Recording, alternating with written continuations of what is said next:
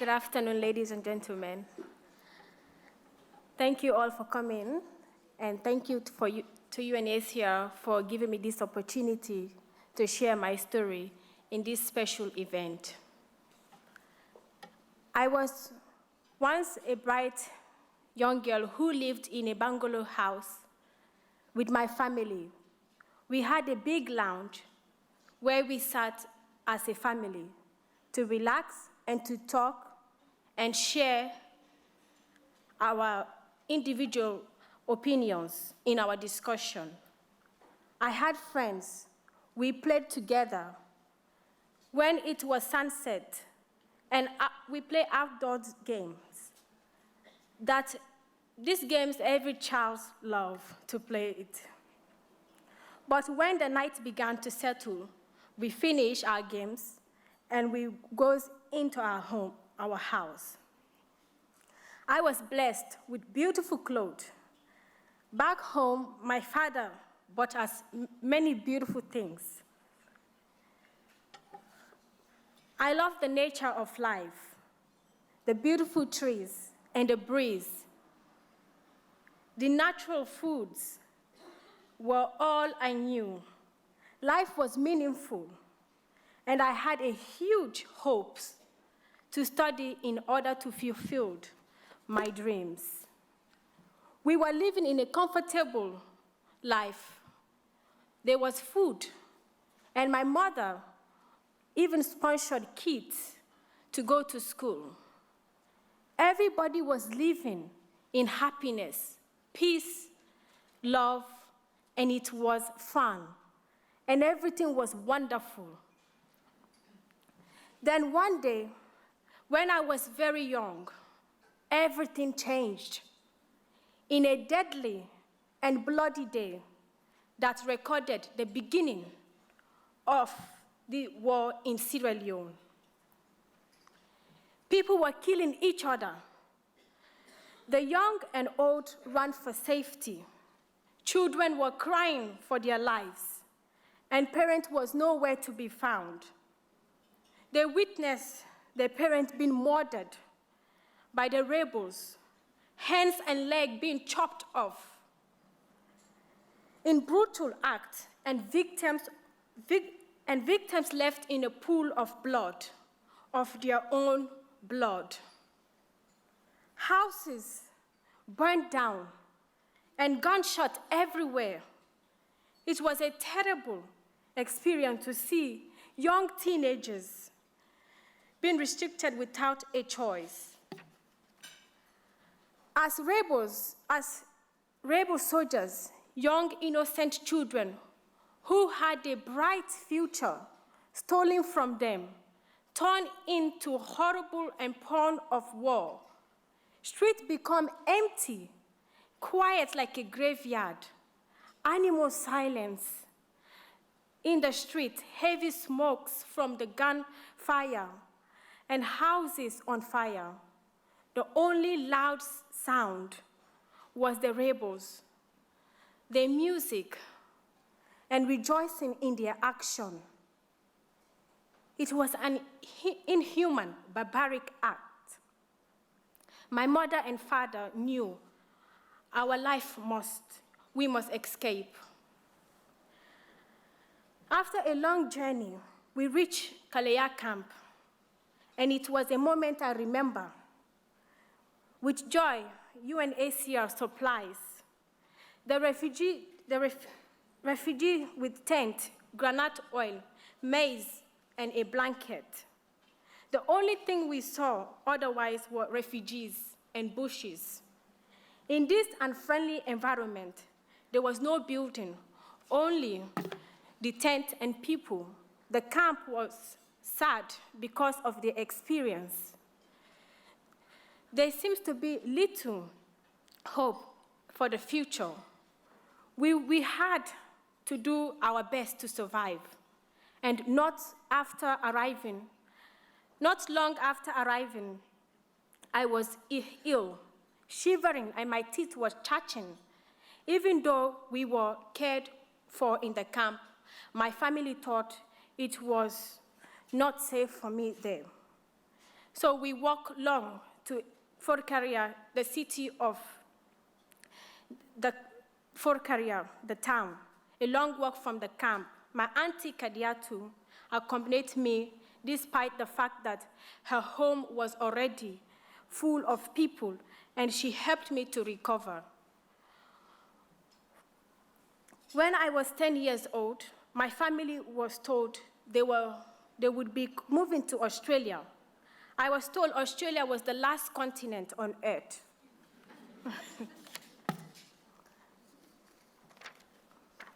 Boarded the flight to Australia, I waved goodbye to sorrow, sadness, and poverty. The journey took 3 days to arrive in Sydney. At Sydney Airport, my eyes were everywhere, and I said to myself, I am in heaven. Because it was so beautiful and breathtaking and so multicultural, I had no idea there would be so many people from different places around the world. I was full of joy. I had no doubt that I was one of the happiest girls on earth. That night, I could not believe my eyes. I could not tell if I was dreaming or if it was all real. Dressing up for my new school and seeing my future began in the greatest country is also one of the best feelings I had ever had. Putting my new uniform and increasing my self-esteem, it was a joyful moment to feel like a student. My parents, especially my mom, told me, and my brothers and sisters, that if we study hard, we would be successful in life. I started wondering and questioning myself, how can I be successful when I had no education, when I couldn't even read or write? In Australia, before I enrolled at school, I watched a television show program all the time, particularly the Oprah Winfrey TV show. I was amazed and surprised when I saw a colored woman on TV talking to people of different nationality. And watching her inspired me. If she can do it, maybe I can too. In Africa schools, students was sometimes beaten as a punishment. So school was a fearful and scary place for me at first. I didn't know what to expect, but as soon as I realized my new school was so different and wonderful, even though it was challenging learning for the very first time how to read and write. My teachers were excellent. They were so patient with me and totally committed to help me achieve my best. I loved it, and it really changed my life. I began to read and write. Understanding of the world opened up. On the way to my school, I would see people from different nationalities going to work, which was amazing. And then I would start picturing myself in their shoes. I've always prayed to God, and each time I prayed, it gives me faith and strength that nothing is impossible. Now I would like to share a poem that I wrote. It's dedicated for all you women here today and women around the world. I am a woman, Ginagorohe, a strong woman, a fire you cannot put out. Sierra sister, a mountain you cannot climb. I dream of preaching peace to millions of people, my people, Mihei, holding my hands aloft with Mandela's. I am a woman, brave like a lioness, strong and determined. I have been taught Sabar, Dundumba, Yankadi, Tetri. I will bring back dancing to my homeland. Thank you.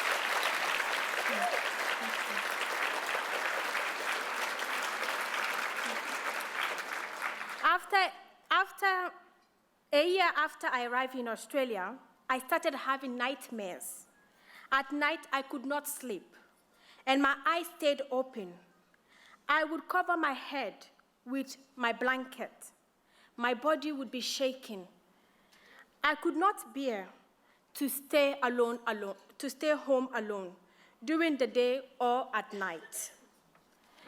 I would start to see something like quick flash all over me. Suddenly, someone calling my name. Every night when I closed my eyes, I was in the battlefield. People were being killed, rebels chasing me, gunshot everywhere, and I'm trying to save the people. In my dream, I would wonder why my past was hunting me. Now I am in Australia. I was so confused why I was experiencing this. I was depressed, and it was getting out of hand. I told my mom. She said to me, if this continues, we will seek for help. So I started writing. I decided to write. I would go to a bookshop and buy a notebook, fill that up, and go again and buy another one. And even if I didn't know how to spell the words, I was writing to heal myself and heal my soul. Writing was like a counseling and healed me from my experience. When I began to write, all my nightmares vanished. And it was unbelievable how I could put my experience and feelings into words. It was like a divine gift from God. Some days I still write lyrics, poetry, and short stories. I feel so lucky and favored by God to be in Australia because I have the golden opportunity to study human rights and international development at university. The reason why I chose to study this course was one day to go back to my country and assist people who are victims of war and contribute to the African development. UNHCR has been one of my biggest inspirations to study this course because of their support at the refugee camp. The first time, it was really a relief to me that someone came. Because of their support at the refugee camp, the supplies, and the care that they showed us, it felt like we were not alone. They were with us in this journey. Even though supporting their mission and objectives, this is a dream come true and a moment that I will never forget. UNHCR helped me to be the person I am today. And all I ask is that, please help them. With your support, UNHCR will continue to help many people who was just like me. Thank you for coming, and happy Mother's Day to my mother. Thank you.